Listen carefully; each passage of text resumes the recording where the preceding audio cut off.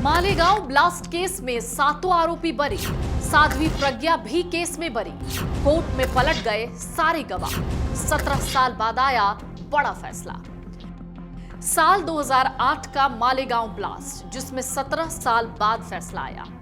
लोगों ने भी कहा कि 17 साल किसी भी केस के लिए वाकई बहुत लंबा होता है। दरअसल मालेगांव विस्फोट के बाद भगवा आतंकवाद सुर्खियों में था। विस्फोट में पहले 101 लोगों के घायल होने का दावा था, लेकिन एनआईए कोर्ट ने कहा कि विस्फोट में केवल 95 लोग घायल हुए क्योंकि मेडिकल सर्टिफिकेट में कुछ खामियां थीं। प्रज्ञा सिंह ठाकुर, लेफ्टिनेंट कर्नल पुरोहित, रिटायर्ड मेजर रमेश उपाध्याय, सुधाकर चतुर्वेदी, अजय राहिरकर, सुधाकर धर द्विवेदी और समीर कुलकर्णी सब बरी हो गए। सवाल है, कोर्ट में ऐसा क्या हुआ कि सभी आरोपी बरी हो गए? कोर्ट ने जो टिप्पणी की है और जो फैसला दिया है उससे समझ में आ जाए। मुकदमे के दौरान जहां 39 गवाह मुकर गए, वहीं एक महत्वपूर्ण नुकसान कुछ सीडीज का हुआ जो टूटी हुई पाई गई। इन सीडी में प्रज्ञा सिंह ठाकुर, पुरोहित और अन्य लोगों की कथित साजिश के दौरान की गई बैठकों के वीडियो फुटेज थे और इन्हें स्वयंभू धर्मगुरु और आरोपी सुधाकर धर द्विवेदी ने गुप्त रूप से रिकॉर्ड किया था। हालांकि अदालत में ये सीडी पेश किए जाने से पहले ही ये टूटी हुई पाई गई और उनकी कॉपी हासिल करने की कोई कोशिश नहीं। इस पूरे मामले को 29 सितंबर से समझने की कोशिश करते हैं। 29 सितंबर साल 2008, मुंबई से लगभग 200 किलोमीटर दूर मालेगांव शहर में 29 सितंबर 2008 को एक मस्जिद के पास एक मोटरसाइकिल में लगाए गए विस्फोटक उपकरण में विस्फोट होने से 6 लोगों की मौत हो गई, 100 से ज्यादा घायल हो गए थे। 30 सितंबर 2008 मालेगांव के आजाद नगर पुलिस स्टेशन में एफआईआर दर्ज होती है। 21 अक्टूबर महाराष्ट्र आतंक रोधी दस्ता यानी एटीएस ने मामले की जांच अपने हाथ में ली। 23 अक्टूबर एटीएस ने मामले में पहली गिरफ्तारी की थी। साध्वी प्रज्ञा ठाकुर के अलावा 3 लोग और गिरफ्तार हुए। एटीएस का दावा था कि धमाका दक्षिणपंथी आतंकवादियों ने किया था। नवंबर, लेफ्टिनेंट कर्नल प्रसाद पुरोहित को एटीएस ने विस्फोट की साजिश में शामिल करने के आरोपों में गिरफ्तार किया था। इस केस की शुरुआत महाराष्ट्र एटीएस की जांच से हुई थी, जिसने अभिनव भारत नाम के दक्षिणपंथी संगठन से जुड़े लोगों को दोषी बताया। बाद में केस एनआईए यानी राष्ट्रीय जांच एजेंसी को सौंपा गया, जिसने साध्वी प्रज्ञा को क्लीन चिट दे दी, लेकिन कोर्ट ने इस पर सहमति नहीं जताई और ट्रायल जारी रखा।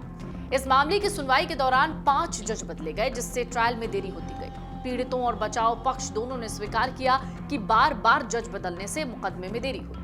पहले जज वाईडी शिंदे ने आरोपियों की रिमांड ली और मकोका कानून को हटाया, जिसे बाद में बॉम्बे हाईकोर्ट ने दोबारा बहाल कर दिया। इसके बाद जज एसडी टेकाले, वीएस पडलकर, पीआर सितरे और अंत में एके लाहोटी ने सुनवाई की। हर बार एक नया जज, नए जज का पैनल, नए जज को हजारों पन्ने की फाइल दोबारा पढ़नी पड़ी, जिससे ट्रायल की गति धीमी हो गई।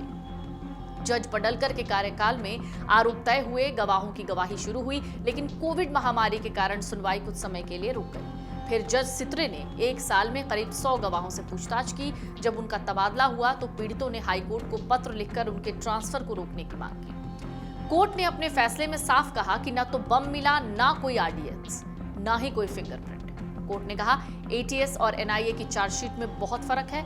कोर्ट के फैसले के मुताबिक अभियोजन पक्ष ये साबित ही नहीं कर पाया कि बम मोटरसाइकिल में था या नहीं।